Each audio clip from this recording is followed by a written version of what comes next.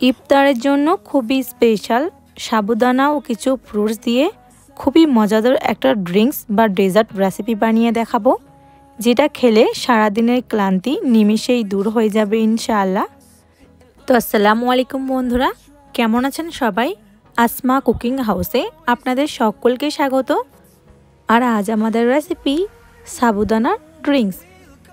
তাহলে ড্রিঙ্কসটা বানাবার জন্য আমি সবার প্রথমে চুলার মধ্যে একটা কড়াই বসিয়ে ওর মধ্যে দিয়ে দেব 500 ml মতো গরুর দুধটা দিয়ে চুলার আঁচটা হাই করে বেশ কিছুক্ষণ ধরে নেড়েচেড়ে জাল করে নেব।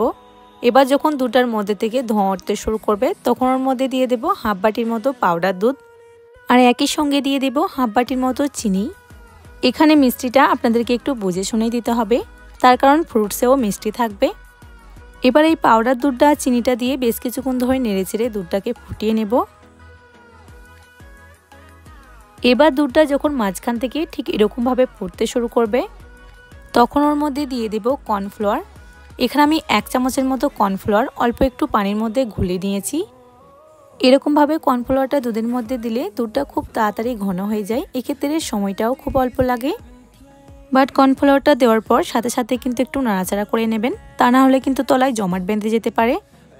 এবার দুধটা ভালোভাবে ফুটে উঠলে দুধটাকে নামিয়ে ঠান্ডা করে নেব। আর এদিকে ততক্ষণ আমি সাবুদানাটা সেদ্ধ করে নেব। সেজন্য চুলার মধ্যে একটা সসপ্যান বসিয়ে ওর মধ্যে দিয়ে দেব বেশ খানিকটা পানি, আর একই সঙ্গে দিয়ে দেব সাবুদানা। এখানে আমি 100 গ্রামের মতো সাবুদানা নিয়েছি, আপনারা চাইলে সাবুদানাটা কম বেশিও নিয়ে নিতে পারেন। এবার চুলার আঁচটা লো টু মিডিয়াম করে সাবুদানাটাকে নেড়েচেড়ে আমাদের সেদ্ধ করে নিতে হবে। আর সাবুদানাটা সেদ্ধ হতে সময় লাগবে প্রায় 15 থেকে 20 মিনিটের মতো। এবার যখন দেখবেন এর পানিটা ঠিক এরকম কালার চলে এসছে তখন বুঝতে পারবেন সাবুদানাটা ভালোভাবে সেদ্ধ হয়ে গেছে। এবার এটাকে নামিয়ে একটা ছাঁকনির সাহায্যে ছেঁকে নেব, আর ছেঁকে নিয়ে ঠান্ডা পানি দিয়ে ভালোভাবে সাবুদানাটাকে ধুয়ে নিতে হবে, তার কারণ এর মধ্যে অনেকটা চেটচেটে ভাব থাকে। তাই এরকমভাবে নর্মাল পানি দিয়ে ভালোভাবে ধুয়ে নিলে চেটচেটে ভাবটা চলে যাবে। আর ভালোভাবে ধোয়া হয়ে গেলে সাবুদানাটাকে একটা প্লেটের মধ্যে রেখে দেব। এবার এটাকে সাইডে রেখে দেব কিছুক্ষণ ঠান্ডা হওয়ার জন্য। আর এদিকে এতক্ষণ আমাদের দুধটাও ভালোভাবে ঠান্ডা হয়ে গেছে। আর এই দুধের ঘনত্বটা আমি ঠিক কতটা রেখেছি সেটাও আপনাদেরকে দেখিয়ে দিচ্ছি। এবার এর মধ্যে দিয়ে দেব ঠান্ডা করে রাখা সাবুদানাগুলো দুধের মধ্যে দিয়ে খুবই ভালোভাবে দুধের সঙ্গে নেড়েচেড়ে মিশিয়ে নিতে হবে, যাতে তলায় গোটা না হয়ে থাকে। আর ভালোভাবে মেশানো হয়ে গেলে ওর মধ্যে ফ্রুটসগুলোকেও দিয়ে দেব চিকু, পেঁপে, স্ট্রবেরি। এখানে টোটাল আমি 11 রকমের ফ্রুটস অ্যাড করেছি, বাট আপনারা আপনাদের পছন্দ অনুযায়ী ফ্রুটসগুলো অ্যাড করতে পারেন। এবার ওর মধ্যে দিয়ে দেব কুচি করে কেটে রাখা আপেল, আর দিয়ে দেব কেটে রাখা আম, আর দিয়ে দেব কেটে রাখা কালো আঙ্গুর, আরও দিয়ে দেব কেটে রাখা গ্রিন আঙ্গুর।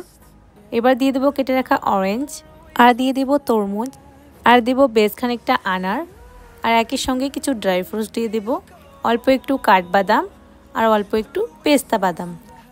এবার সবার শেষে দিয়ে দেব কেটে রাখা কলা। এবার এগুলোকে খুবই ভালোভাবে নেড়েচেড়ে মিশিয়ে নিতে হবে। চেষ্টা করবেন একটু চেপে চেপে মিশিয়ে নেওয়ার, তাহলে কিন্তু ফ্রুটসগুলো একটু গলে আসলে এর টেস্টটা বেশি সুন্দর হবে। এবার সব কিছু ভালোভাবে নেড়েচেড়ে মিশিয়ে নিলেই আমাদের ড্রিঙ্কস বা ডেজার্ট কিন্তু পারফেক্টলি রেডি।